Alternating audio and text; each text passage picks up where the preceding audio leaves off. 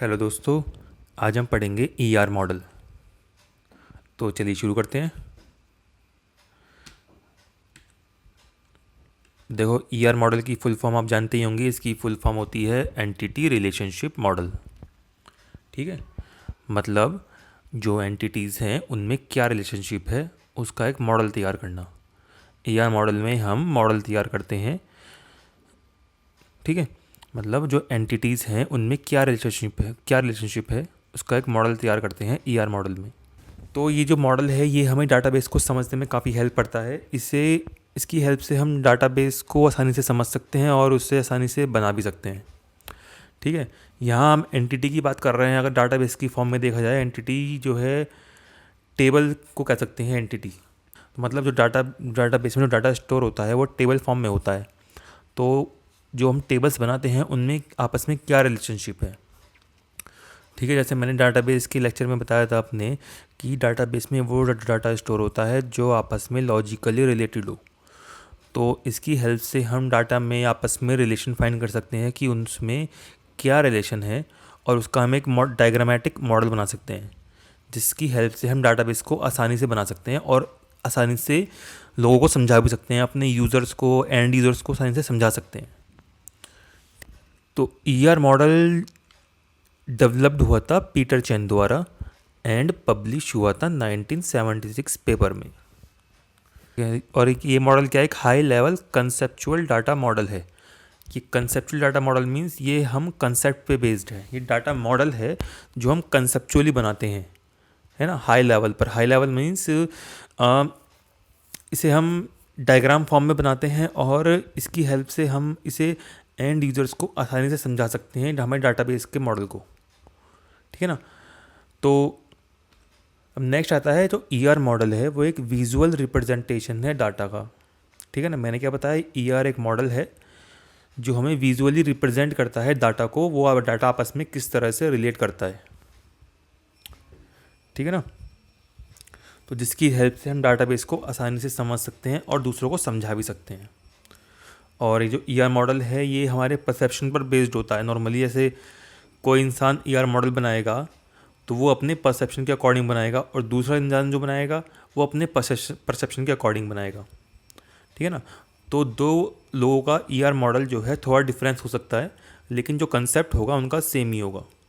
ठीक है ना, जो क्या कहता है, ये बेस्ड है on perception of real world, जो बना है कलेक्शन ऑफ ऑब्जेक्ट्स या रिलेशनशिप्स उन अमॉन्ग दोज ऑब्जेक्ट्स।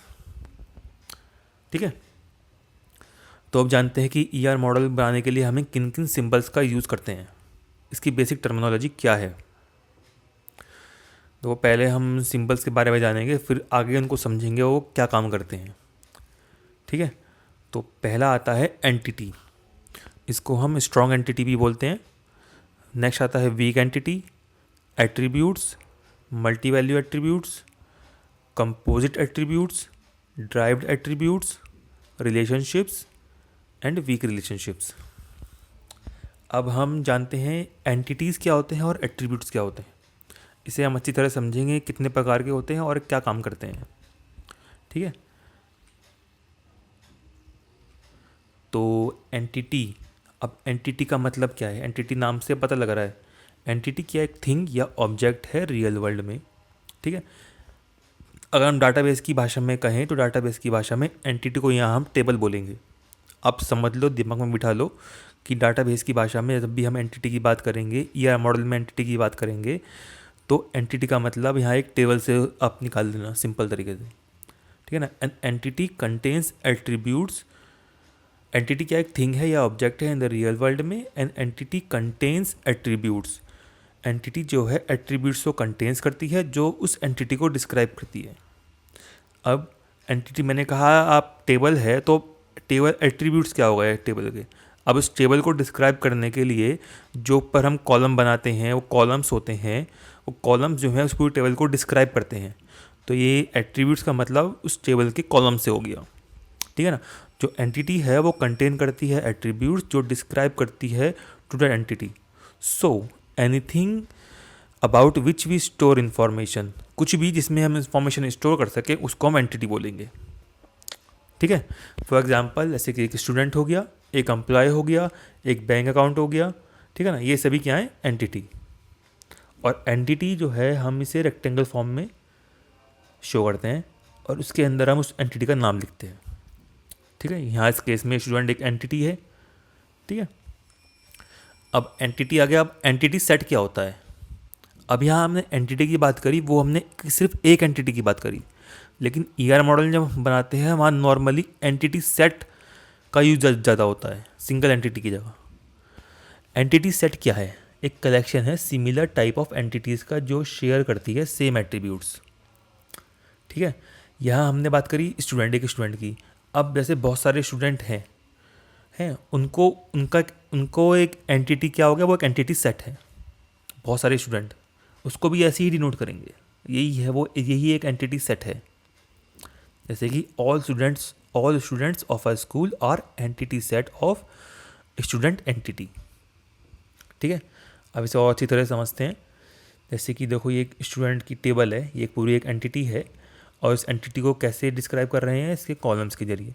जो स्टूडेंट है उसके बारे में कैसे डिस्क्राइब कर रहे हैं, स्टूडेंट का roll number, name, date of birth, course, address, ये सब हमें स्टूडेंट्स की जानकारी दे रहे हैं, यानी कि उस एंटिटी की जानकारी दे रहे हैं। तो अगर आपसे कोई पूछे कि एंटिटी क्या होती है, तो आप क्या कहोगे? एंटिटी क्या है? एक थिंग या ऑब्जेक्ट है, ठीक है ना।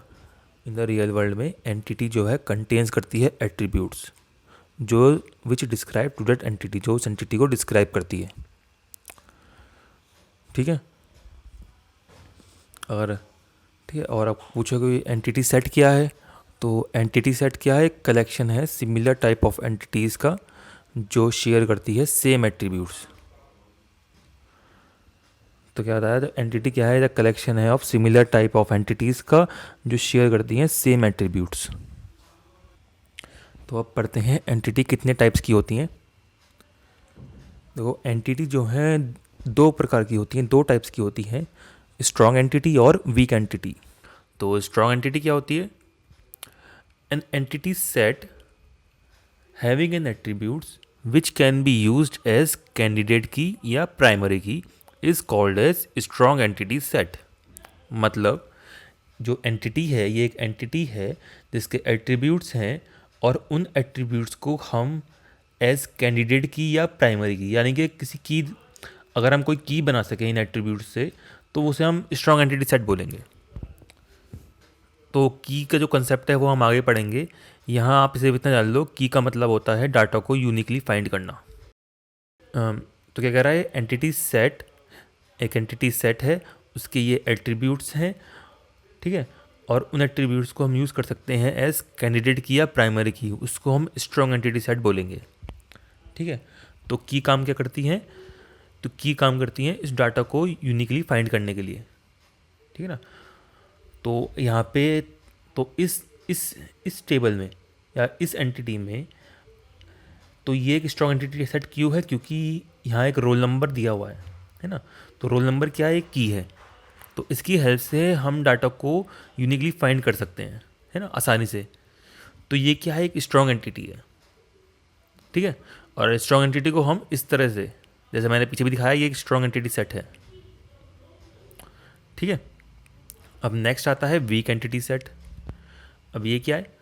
Week entity set does not have any primary, means the entity set which does not have any sufficient attribute to form a primary key is called as weak entity set. समझे? मतलब जो weak entity होती है उसकी कोई की नहीं होती है, या कह सकते हैं, या कि वो एंटिटी जिसमें कोई सफिशिएंट एट्रीब्यूट ना हो कि उसे की बना सकें, उससे हम वीक एंटिटी बोलेंगे। तो ये देखो पेमेंट है, तो उस वीक एंटिटी को डबल रेक्टेंगल में हम शो करेंगे, ठीक है। नेक्स्ट हम समझते हैं एट्रीब्यूट्स क्या होते हैं, ठीक है, और उनके बारे में जानते हैं। तो एट्रीब्यूट्स मैंने आपको पीछे काफ़ी हद तक बता दिया था एट्रीब्यूट्स क्या होते हैं। तो एट्रीब्यूट्स क्या होते हैं? ये प्रॉपर्टीज़ हैं एंटिटी की, ठीक है। Attributes are the properties of an entity जो डिस्क्राइब करते हैं, which describe characteristics of that entity.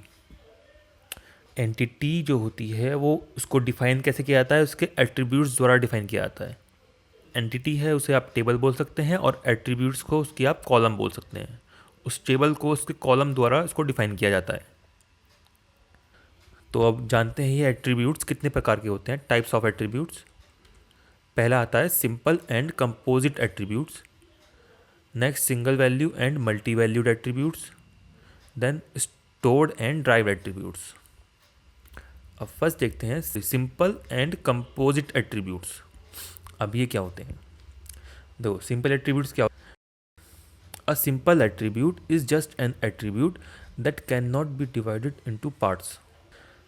क्या कह रहा है, a simple attributes is just an attribute जिसे हम डिवाइड नहीं कर सकते इनटू पार्ट्स में। ठीक है, for example name, age, salary, ये सभी क्या है, सिंपल एट्रीब्यूट्स हैं। तो कंपोजिट एट्रीब्यूट्स क्या होते हैं, a composite attributes is an attributes that can be सब डिवाइडेड इनटू अदर एट्रीब्यूट्स। जैसे कि आप ये मैंने एक एंटिटी है और इसके ये एट्रीब्यूट्स हैं। मैंने क्या बताया था, एंटिटी क्या एक टेबल है और इस एंटिटी के बारे में जो हमें बता रहे हैं वो इसके एट्रीब्यूट्स हैं। ये जो सारे एट्रीब्यूट्स हैं वो सर्कल में डिफाइन करते हैं, इलिप्स में, और ये सब एट्रीब्यूट्स हमें इस एम्प्लॉय की इंफॉर्मेशन दे रहे हैं। ठीक है, जैसे कि एम्प्लॉय का नाम हो गया, उसका एड्रेस हो गया, डेट ऑफ बर्थ हो गया। अब सिंपल एंड कंपोजिट क्या होगा, सिंपल एट्रीब्यूट जिसको हम डिवाइड नहीं कर सकते दूसरे अदर पार्ट्स में, जैसे कि नेम हो गया या डेट ऑफ बर्थ हो गया या ये स्टेट हो गया या ये सिटी हो गया, ये सब सिंपल एट्रीब्यूट्स हैं। और कंपोजिट क्या कह रहा है, जो वो एट्रीब्यूट जिसे हम सब डिवाइड कर सकते हैं इनटू अदर एट्रीब्यूट्स में। जैसे एड्रेस, इस एड्रेस को हम सब डिवाइड कर सकते हैं स्टेट में, सिटी में, स्ट्रीट नंबर, जिप कोड। तो ये एड्रेस क्या है, कंपोजिट एट्रीब्यूट है। ठीक है, जैसे कि ये नेम एक सिंपल एट्रीब्यूट है। अगर हम नेम पे यहाँ और लिख दें फर्स्ट नेम और लास्ट नेम, तो ये नेम तब क्या हो जाएगा, ये कंपोजिट एट्रीब्यूट बन जाएगा। लेकिन इस समय नेम क्या है, सिंपल एट्रीब्यूट है। अब नेक्स्ट आता है single value and multi value attributes. अब ये क्या होते हैं, a single value attribute can have only a single value. ठीक है, मतलब वो एट्रीब्यूट जिनकी सिंगल वैल्यू होती है। मतलब क्या हुआ, जैसे कि एक person, for example a person can have only one date of birth या एज। जैसे कि एक इंसान की सिर्फ एक ही डेट ऑफ बर्थ हो सकती है, दो तो नहीं हो सकती, वो दो बार पैदा नहीं हो सकता, एक ही डेट ऑफ बर्थ हो सकती है। तो ये डेट ऑफ बर्थ क्या है या एज क्या है, सिंगल वैल्यू एट्रीब्यूट्स। या कह सकते, या दूसरा, a student can have only one roll number. तो ये रोल नंबर क्या है, सिंगल वैल्यू एट्रीब्यूट्स, क्योंकि एक स्टूडेंट का एक ही रोल नंबर हो सकता है। अब नेक्स्ट आता है multi value attributes. Multi value attributes क्या होते हैं, वो एट्रीब्यूट जिनकी मल्टीपल वैल्यूज होती हैं। तो यहाँ क्या कह रहा है, जैसे for example a person may have multiple phone numbers. जैसे कि एक इंसान के मल्टीपल फ़ोन नंबर हो सकते हैं, तो ये क्या है, मल्टी वैल्यू एट्रीब्यूट्स है। जैसे ये एक पर्सन है, उसके मल्टी वैल्यू एट्रीब्यूट्स, क्योंकि आज की तारीख में आप देखोगे सबके पास दो फ़ोन नंबर होते ही होते हैं, क्योंकि एक फ़ोन में दो सिम लग सकते हैं, दो से ज़्यादा ही, किसी के पास दो से ज़्यादा फ़ोन नंबर होते हैं, किसी के पास दो होते हैं। तो ये फ़ोन नंबर है, मल्टी वैल्यू एट्रीब्यूट्स है, उसे हम डबल इलिप्स कह दो या सर्कल में रिप्रेजेंट करते हैं। और डेट ऑफ बर्थ क्या है, सिंगल वैल्यू एट्रीब्यूट्स। तो नेक्स्ट आता है हमारा स्टोर्ड एंड ड्राइव्ड एट्रीब्यूट्स। अब स्टोर्ड एट्रीब्यूट्स क्या होते हैं, वो एट्रीब्यूट्स जो फिजिकली स्टोर होते हैं डाटाबेस के अंदर। ठीक है, नाम से पता लग रहा है, stored attributes are those attributes which are physically stored into a database. और ड्राइव एट्रीब्यूट्स क्या होते हैं, derived attributes are those attributes which are not physically stored in the database. For example, age क्या है, एक ड्राइव एट्रीब्यूट है।